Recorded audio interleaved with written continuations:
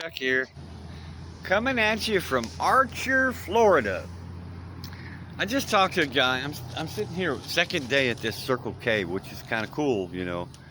But I'm trying to go. I'm trying to get to I-75 still, which is really about 10 miles. The problem is I got a road here that has like no shoulder, man, and it's like long grass on the side of the road. It'd be a tough walk. So I'm gonna hang loose for a little while, maybe even fly a sign. But anyway, I just talked to this guy who did a lot of studies in quantum physics. He's a little resistant to an open discussion. Come find out he's a rooster in the Chinese astrology, which is a scientific caste, which is a very intelligent fellow. His name was Frank, and I'll go ahead and say his name just for fun. Frank Tripp, and in Archer, Florida. Anyway, we were talking about, I'd said something about, I forget what it was, and he brought up his quantum physics studies that he did, and then I suggested that he take that cell phone out of his shirt pocket right there, that was really a little microwave oven. And he shared a story with me about, he was out on a job one time, and he actually heard the conversation of some people from the distance through the device that he was working with, which was it just blew him out of the water. It's like, and I'm not going to get specific because I don't know what I'm talking about, but then we went on to say, I went on to share with him about the 300 million frequencies, or the the electrosmog live blood analysis video that I've suggested everyone watch. Electrosmog live blood analysis, where all the cells bunch up after a 7-minute conversation on her cell phone. And he was pretty interested in that, and he did a lot of studies on microwave, and he said particularly it affected the mind, in real unique ways. And so, I'm just so tickled to talk to somebody that knows something about what's going on with this technology.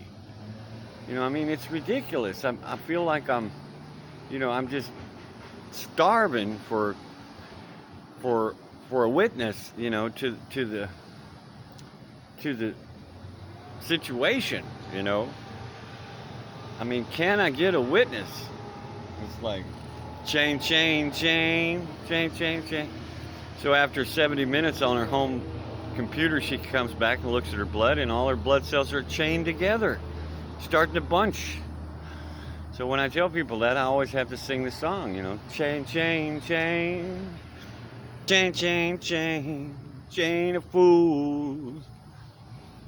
And then outside, 7 more minutes on her cell phone, she comes back in, and it's a giant traffic jam of cells. No oxygen, no movement. They're dying. You could call that this newfound disease if you want to. And if you wanted to change the frequency a little bit, then that might be, a change of that new disease. Right? Invariably. Right. So, anyway, silly. Isn't this silly? It's so silly.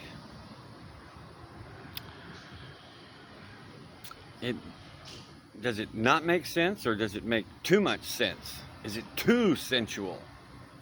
You know what I mean? We're in the sensual state of Florida, and there's some sensual cats here, if you know what I mean. I talked to one guy earlier, and he looked like a watermelon, but not an overly ripe watermelon. And he barely even gave me a second. And I told him good morning and everything, and I said, look, man, I got something that can make you feel better. And he walked onto the car, and I'm still sitting here drinking some coffee. I was watching a couple of things on YouTube, and he comes back, right? Comes back. I guess he saw that I was smoking a cigarette. Shame on me. And he comes back with a brand new pack of cigarettes and a brand new Circle K lighter. And he says, "Do you need some cigarettes?" And I said, "Well, I'm ashamed to say I could use some." And so he winds up giving me a pack of cigarettes and a lighter. A nice lighter, a big lighter, you know. $2.50 lighter. And I paused my video to say good morning to this guy. And then I told him what I did. And he just kind of kept walking like, you know.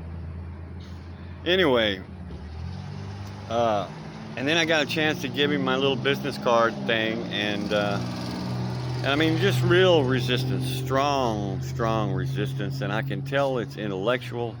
I suggested that he try distilled water at a running effort to help the dude, because I mean, he's like 200 over, you know, and just all over the place, you know. And he said, it kills your kidneys. And anyway, I mean, see what I mean? He knows, right? He already knows the truth.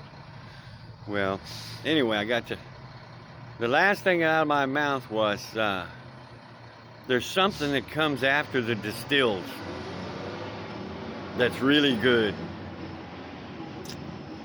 And that's it, man. I mean, you can't convey this stuff. It's so almost embarrassing, you know. It's a social faux pas to talk about urine therapy, Shivambu, in public, for God's sakes. You know, those that know don't say. Those that say don't know. You know, whatever, right? Anyway, I'm looking around. I'm seeing old souls from past lives all over the place. Like I've seen them before. You know what I mean? Like I've seen them before. Morning. Good morning. People in small towns are really sweet people. They're really sweet. They won't say nothing to you if they see you on the phone, or they won't say anything to you. I mean, they're just really nice people. All these people in these little Florida towns, I don't know if I don't know if I successfully conveyed it to you, but they're just sweethearts. To the point of naivete. You know what I'm saying? I mean, they're just so sweet. And God bless them. And that's really what we're talking about here, is love and that sweetness that puts us into that state of consciousness, that Christ consciousness, you know. So don't judge a book by its cover. That's the story of the moral, as Dan Winter would say. Okay, guys. God bless. The Spirit bless. The plasma bless you. The light bless you. Consciousness bless you. Just big capital B for blessing. I'll get to I-75 somehow, God willing. You know.